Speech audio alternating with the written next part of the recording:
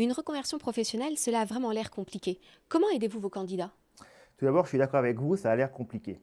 Ça a l'air compliqué quand on se sent seul et qu'on va donc seul à la bataille, qu'on se dit je dois gérer des dossiers administratifs, je dois gérer des dossiers de financement, je dois réfléchir à ma carrière. Ça a l'air compliqué. Ça devient beaucoup plus simple quand on est accompagné. On sait que la plupart des centres de formation, en dehors des formateurs, il y a un responsable, une secrétaire, une autre personne. À GFI, vous avez 7 personnes, en dehors des formateurs, qui sont là pour accompagner nos candidats du début à la fin. Les accompagner sur la partie orientation, information. Il faut qu'ils comprennent si les métiers les intéressent ou pas. Il faut qu'ils soient évalués. Après, on les accompagne sur les dossiers administratifs, puisque, on l'a dit, les dossiers administratifs n'ont pas toujours très facile à gérer. Avec 35 ans d'expérience, c'est plus facile.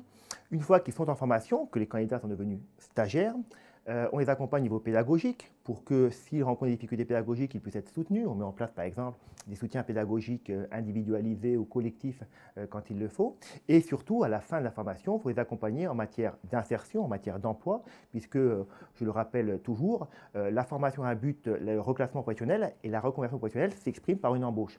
Pour qu'ils puissent être embauchés, il faut non seulement que les candidats soient bons techniquement, qu'ils aient beaucoup appris, mais également qu'ils aient la capacité d'incarner les qualités professionnelles que le recruteur recherche pour que le recruteur se dise c'est lui que je veux ou c'est elle que je veux et qu'il puisse les embaucher.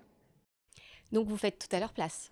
Non, on essaie de créer un contexte le plus favorable possible. Mais pour être très clair, les qualités humaines, la motivation, le professionnalisme des candidats devenus stagiaires, ce sont leurs qualités principales, ce sont les atouts les plus importants. Un recruteur qui reçoit un candidat de GFI, il ne le voit pas comme candidat GFI. Il le voit comme un homme, une femme auquel il doit essayer d'évaluer donc les compétences, la motivation, le professionnalisme.